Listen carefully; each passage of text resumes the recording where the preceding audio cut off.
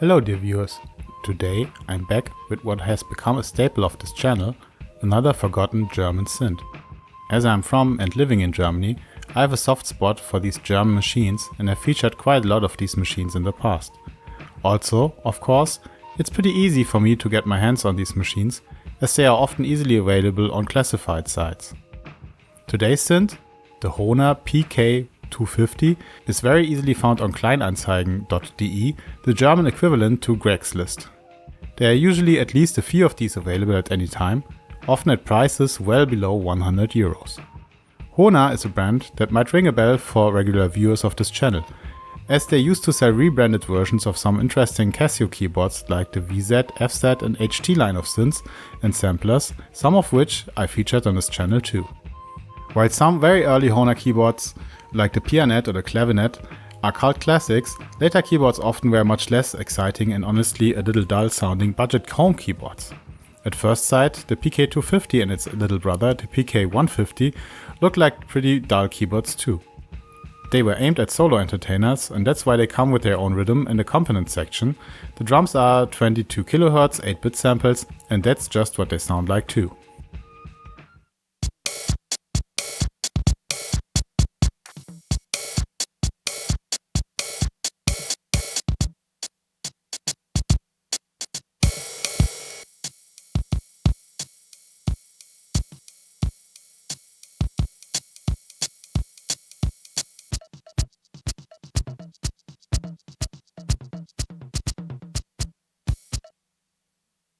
The manual doesn't mention it anywhere, but you can individually trigger the drum sounds from MIDI channel 16 with an external keyboard or sequencer.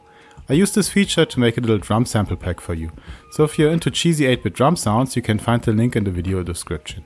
The drums themselves are certainly nothing even remotely interesting, but the PK line has a lot more to offer, and that is down to the technology used to build these keyboards. While later PSK keyboards often relied on some kind of generic sounding PCM, the PK series actually still relies on some analog circuitry. The CEM3391 is a very capable analog IC, but the way it was implemented by Hohner is very much limiting the potential of this chip. Just like in a sequential Prophet, a microprocessor controls the CEM chip's envelope generator and filter. But very much unlike in a Prophet, there is zero direct control over these parameters. The preset buttons just recall fixed values, the built-in sounds is all you get. Well, actually there are two buttons that give you just the tiniest amount of control. Brilliance seems to fully open the filter for the mono sounds, giving you a more brilliant sound.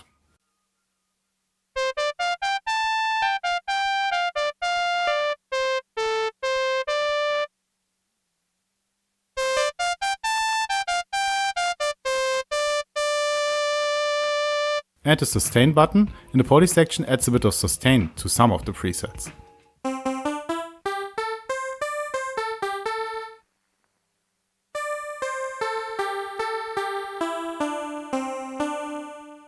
Looking at the service manual, it becomes clear that while the filter and ADSR are analog affairs and can very well be modified for direct control, something we will have a look at later, the oscillators in this machine are actually generated digitally, which makes the PK series keyboards hybrid digital analog synths.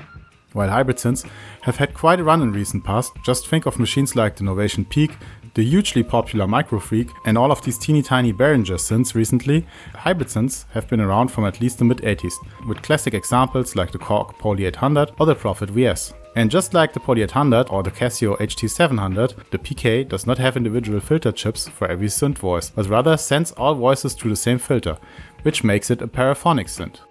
Before we listen to some more sounds, let's have a look at the unit itself.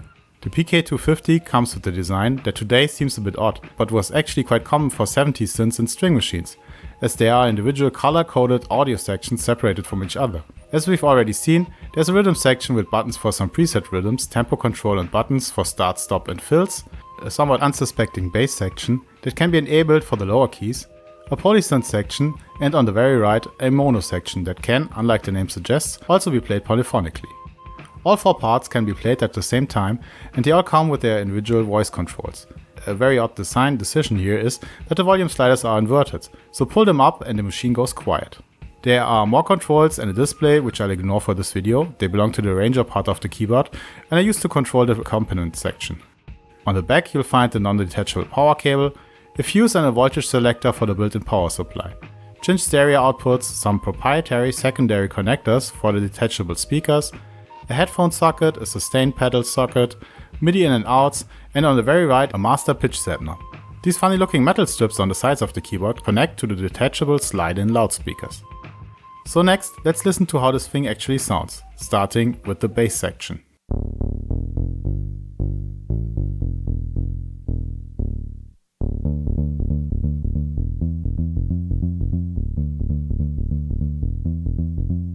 Something that is very easy to miss here is that there are multiple preset sounds for the bass section too.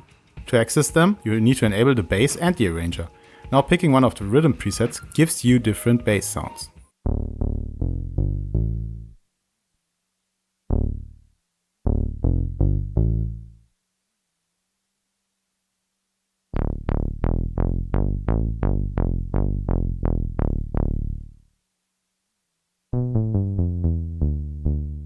Next, let's look at the mono sounds. As mentioned, they can be played polyphonically, or in mono mode. In mono mode, you can add Portamento to some of the presets for some nice slides.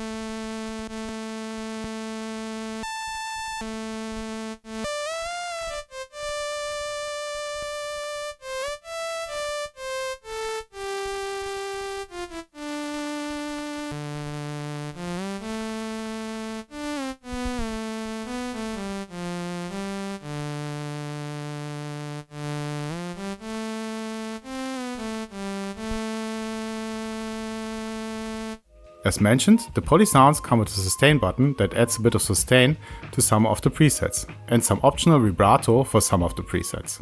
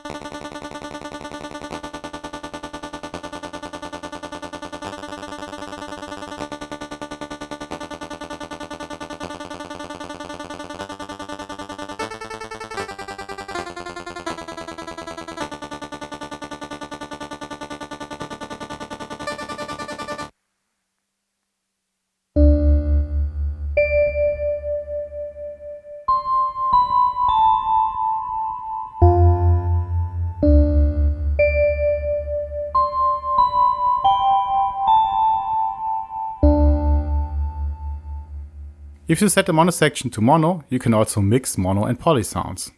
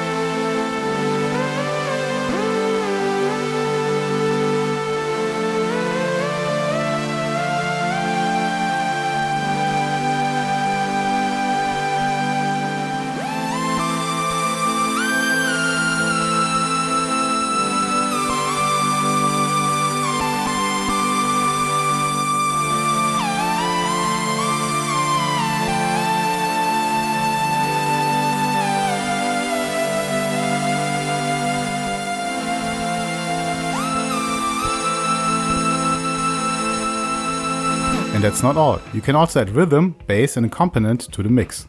That's quite a lot of sounds at once, and if the service manual is to be believed, the PK250 is 32 voice polyphonic in order to do all of this at the same time.